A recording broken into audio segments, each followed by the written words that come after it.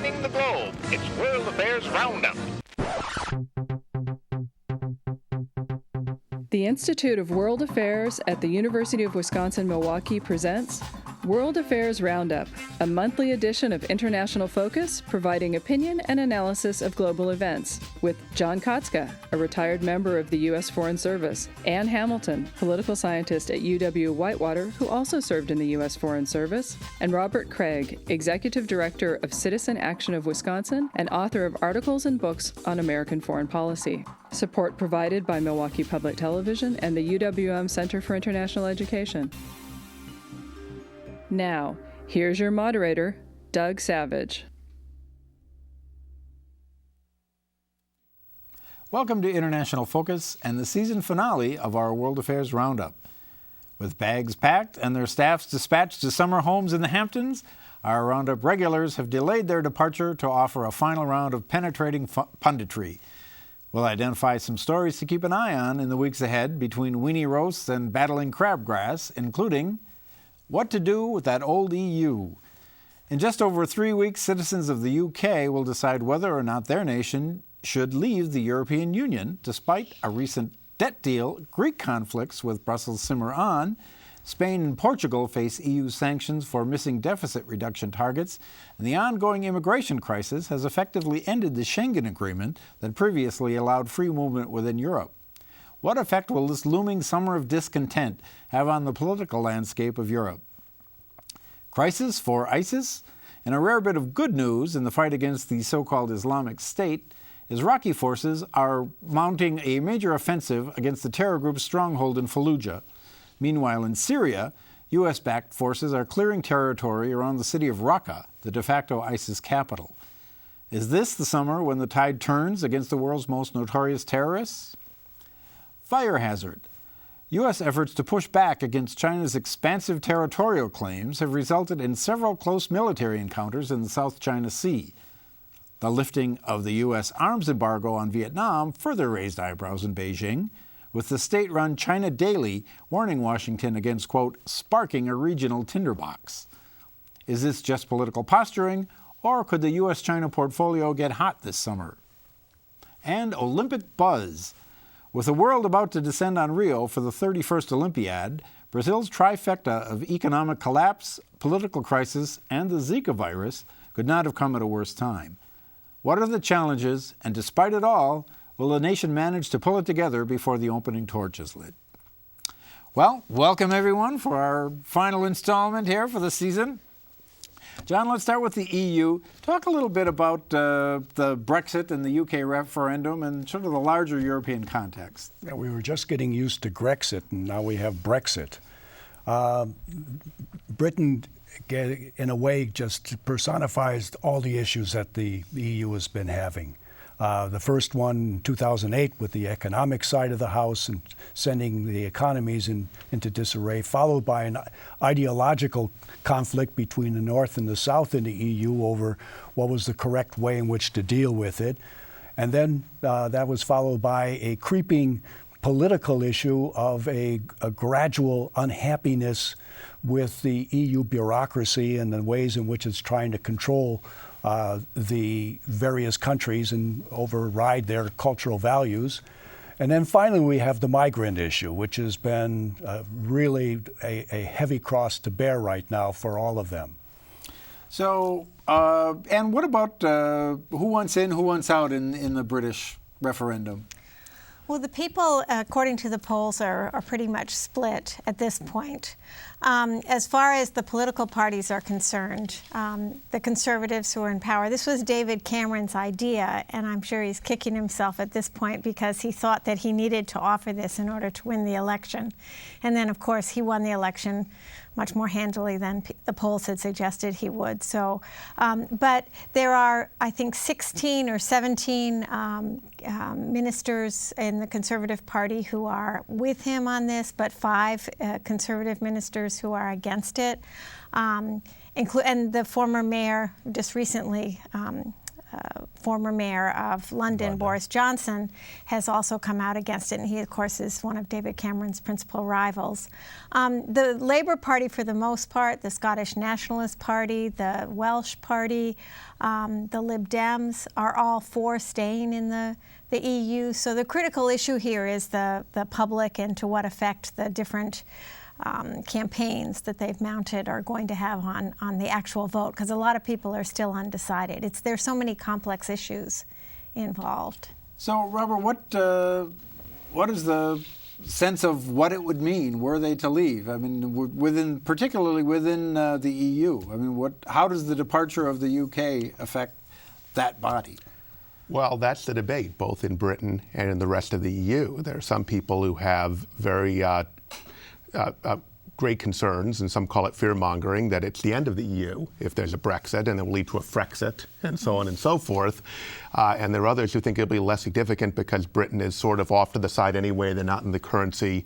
And so that's the discussion in Britain, actually, whether it will help Britain by saving it money because it won't have to pay large assessments into the EU, or whether it will actually cut off trade and cut Britain out of a lot of economic prosperity, and they'll lose jobs. So there's no clear answer to all of this. All of the economic theory and projection mixes in with the ideology and actually the idea of what's actually gone wrong. And so a lot has been blamed on the EU, which clearly would be going on if there was no EU. But the question is how that is sorted out. And the problem is that David Cameron, to get elected, is asked a question, and he doesn't know what the answer is going to be, and he's now against one answer. And so this could go either way right now, which is scary for Britain anyway, and perhaps for the entire EU. So, John, you referenced the other exit, the Grexit. There was a deal that pushed that crisis down the road a bit. Talk a little bit about where we are with that. I think they're running out of Band-Aids because this is being, as your metaphor, kicked down the road. Partly it's because German elections are in 2017, and what they have done is push the issue of debt relief off the board right now, making vague statements about the possibility of, but nothing concrete, so they won't interfere with the German elections. So we've got a situation now where, unlike in the previous crisis a year or so ago, you've got Germany and the IMF on different sides, right? Talk a little bit about that. Right. Well, Germany, because of the elections that are coming up, Angela Merkel did not want to, promise any kind of debt relief, and the IMF is much more interested in trying to come up with a package that the Greeks can deal with. And they're both interested in the restructuring of the Greek economy, but the whole issue of debt relief is a major problem for the IMF. And then turning to another pair of beleaguered economies, Spain and Portugal are facing sanctions for not meeting their deficit reduction targets. So talk a little bit about what's going on there.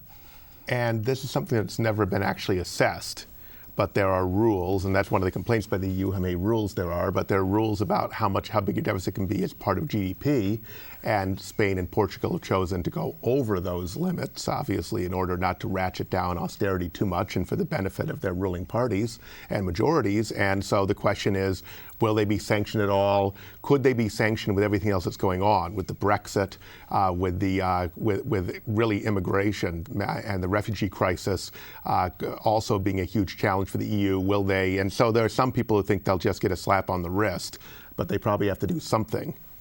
Well, Marine Le Pen, the sort of far right-wing politician in France, said essentially that with the Schengen Agreement in abeyance, at least, if not dead, and the euro potentially unraveling, she had sort of a lyrical quote here. She said, "The EU shines from the light of a dead star." So, is the EU dead? How can you say anything after a quote like that? No, the EU is not dead. And in fact, there were a lot of people who thought when the Greek crisis began that they were gone and things would move on, but it limps on. There's a lot of bandages available to fix the little cuts, but the cuts are getting deeper. And the refugee thing, I think, is going to be the real crux of this, bringing this to conclusion. So things are going to look any different in the fall when we return, or we're just limping along? I think that the British will vote to stay in. I just think that there are too many unknowns, and I do think they will. So I think it will look more similar than you know, I forgot to mention the United Kingdom Independence Party that's largely behind this too. When you asked me about the forces, and you know, they are a very strong force, but I don't think they're going to win. Well, Robert, let's move to ISIS. Talk a little bit about these major fronts that seem to be in play right now. Well, they're a major offensive against ISIS in Syria and in Iraq, taking back both the capital, or the unofficial capital of ISIS in Syria, and also major cities in Iraq. And so there's a school of thought that ISIS is on the defensive and is at risk of being swept out. But on the other hand, they are managing to do very sophisticated, coordinated terrorist attacks deep into territory of Syria, government-controlled part of Syria and within Iraq. And so the question is, do they really need to hold territory? They're trying to create a caliphate, but they still have tremendous capacity. And even taking back this territory doesn't necessarily lead to any kind of stability or peace. In fact, particularly in Syria, where we're using, we in Russia, but us primarily, are using Kurdish majority militia, that leads to huge resistance from the Arab populations. They're afraid of having their land permanently taken away in this currently ISIS-controlled territory. So it's very unclear right now where this leads. But a traditional notion that this is a traditional power and you just take their territory and then you win is probably not at all appropriate for this kind of force. But the issue, I think, is also in terms of recruitment. As long as they have territory, they have a way. Then they have power, they have resources. If that territory disappears and those resources disappear, then the recruits are not necessarily going to be flowing in the same numbers. Right, and the whole idea of establishing a caliphate has been sort of at the core of their ideology that has distinguished them from say, Al-Qaeda. I mean, one of the major reasons for the break initially. So I think that given the importance of the caliphate, it's significant, but they will continue to exist in other form and can create real damages. And they haven't lost the territory yet, so no, we'll see what happens this summer. Yeah. But this connects to the refugee crisis as well. Yeah. So are we any closer to stability or any kind of solution? Not at all, I would say. Well, and we've got just about a minute before our break, but talk a little bit about who are the forces arrayed against them. I mean, that's problematic, as you suggest, too. I mean, we've got Sunnis now under ISIS control who are not necessarily thrilled about being liberated by either Kurds or Shia militias, right? Right. It all goes back to the Sunni-Shia divide that we keep talking about on this program. That's the template you have to put over all the questions in the Middle East, the Sunni-Shia divide. Well, we'll move on to other parts of the world in just a minute, but first we'll take a short break. We'll be right back.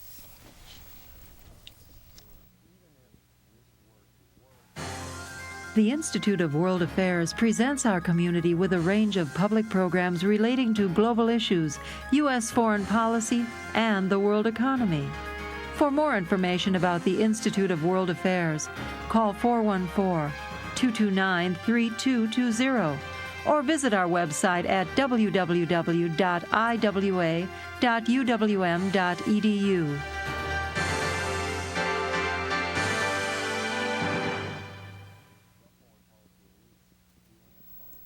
Welcome back. We're talking, as usual, with John Katzka and Hamilton and Robert Kraig. And you just returned from China. Talk a little bit about the sense of containment that seems to be troubling the people in Beijing, that the U.S. is somehow trying to constrict their natural role in the region.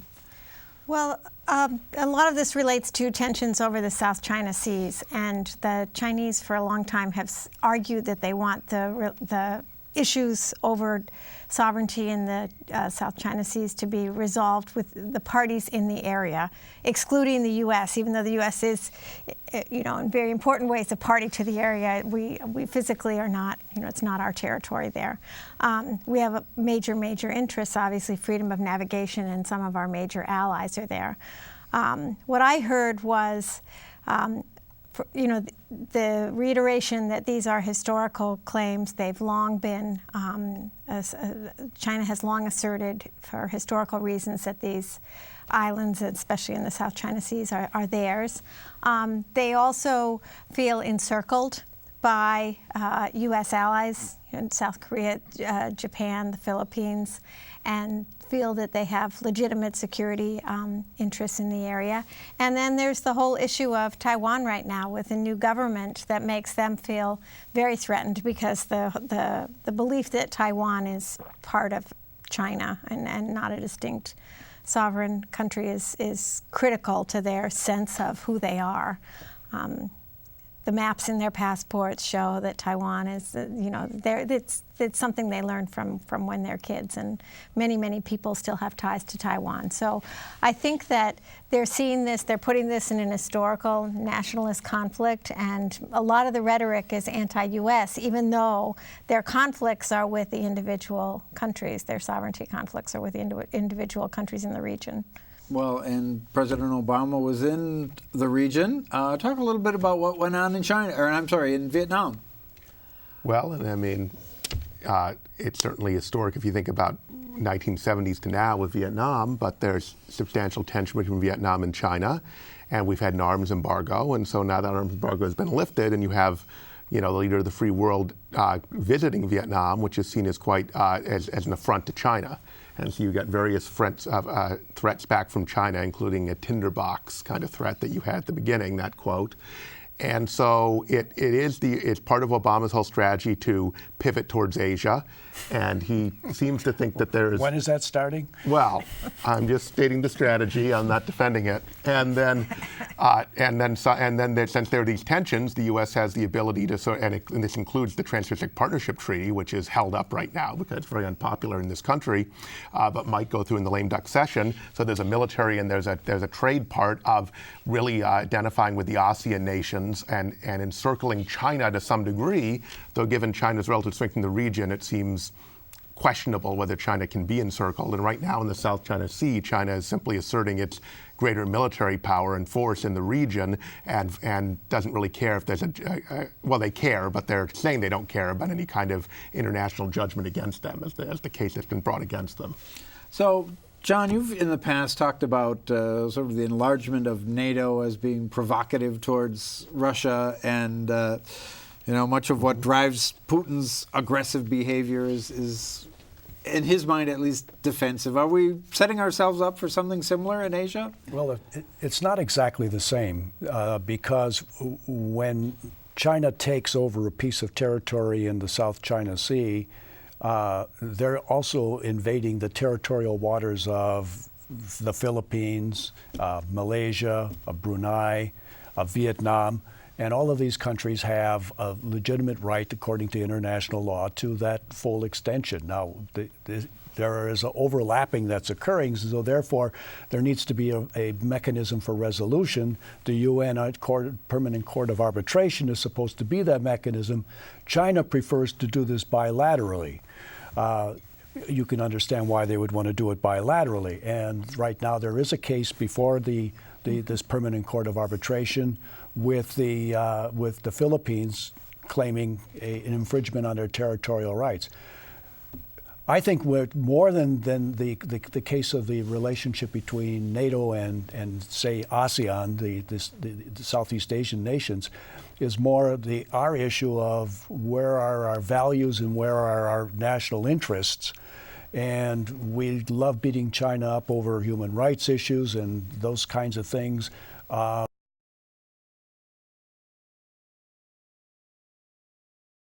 But there's a cost that comes when you do that in terms of resolving other kinds of issues peacefully. So, and talk a little bit about China's take on the case before the International Court that John referenced. I mean, they've pretty much not placed a lot of stock in what the court may rule, haven't they? They've said they won't accept it. And it's interesting because you have, even under the law of the sea, the Permanent Court of Arbitration is the designated institution to deal with such disputes. However, sovereignty disputes are excluded. And this is a sovereignty dispute, obviously. And there are claims, the law of the sea post-dates, the Convention on the Law of the Sea post-dates a lot of the various treaties that resolve various conflicts in the area, that deal with the disposition of these island groups. And the treaties in a number of cases are quite ambiguous. They didn't specify which country was going to get which group of islands. So you have that problem, previous treaties, and then you also have provisions in the Convention on the Law of the Sea, for example, that say, well, there's the 200-mile exclusive economic zone, but you can claim your territory if you can show that the continental shelf extends beyond the 200-mile zone. So there's just a lot of ways in which you can end up with competing claims. And then the fact that the court is precluded from dealing with sovereignty issues means that, they're supposed to rule quite soon, but it's hard to imagine that there will, except for sort of promoting the idea that this should be resolved through international law, it's hard to believe that it's going to have any very positive impact. Well, given sort of the what's at stake between these two very large nations, the U.S. and China, what's the possibility of something going very wrong, given all of this? Well, certainly somewhat wrong, not necessarily really wrong. China is going through a serious retrenchment in their economy. One of the favorite things of countries is to look for foreign enemies when things are not going so well at home. This is a very comfortable area. The U.S., a lot of people think the U.S. is overextended, and this might be a time in which they push that envelope.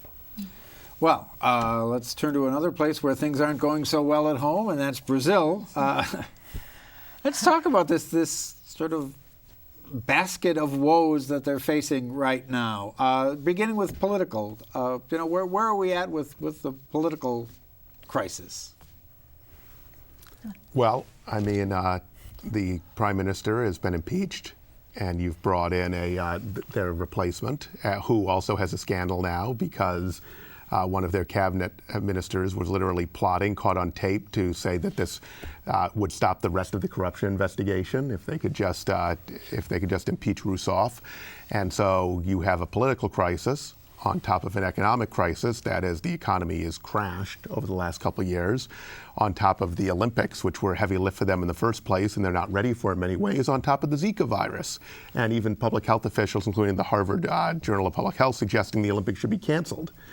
So hence your image with a giant mosquito fluttering over the Olympic rings, Doug. It was 7 years ago that Brazil was selected, and if you think of how the high that they were on at that time, and what the then President Lula said this is Brazil's moment to shine, and really it's sort of coming out party on the world stage. I got a chance to watch the preparations for the Moscow Olympics in 1980.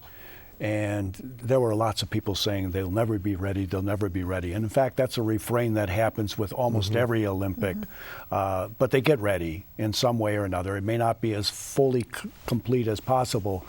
But I think the bigger issue is, what is this going to do for tourism, which is an important factor in paying for these games? Right. So talk a little bit about just that effort, that Olympic effort in the context of all of these crises. I mean, do you think the average Brazilian thinks this is still a good idea at this point? I mean, are they still interested in a coming out party on the world stage? Or given everything else that's going on with, austerity and pensions being slashed and everything else, is this the wrong time for the Olympics? Well, I think the Brazilians love to give a good party, and they will rally. They will give a really good party. Several years ago, and this also included the preparations for the World Cup, there had been major demonstrations. This is sort of what started the ball rolling, against the current government. So there's been a lot of protests, a lot of problems, especially with people having to leave their homes, being displaced, crackdown on crime, a lot of police brutality, all in anticipation for the Olympics. But I believe that they will go on, they will end up being a really big party, and all the problems will be left in the end. Well, very good. Well, with that, it's been our tradition to look ahead and see what the panel is up to over the summer. And so, first of all, Robert, I was surprised to see this shocking about the pain, and I'm eager to see you, in fact, being great again. I'm not as surprised as you are. And, of course, we'll be spending the summer continuing her triumphant run on Broadway. And the Hamilton musical. And just 1 year ago, John, we announced your candidacy as the Bull Moose candidate for president. I was saddened and shocked to see just a scant 12 months later it end in the arms of another woman.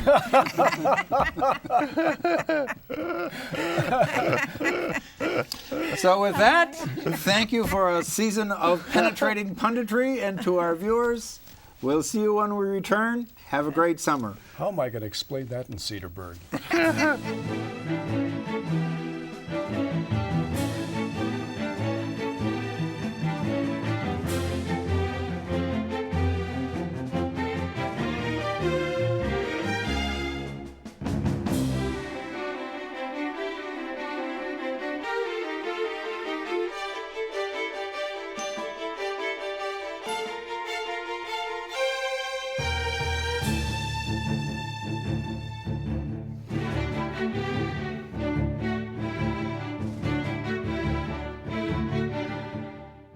For information about the Institute of World Affairs and its many programs, or to become a member of the Institute, call 414-229-3220 or visit us at our website.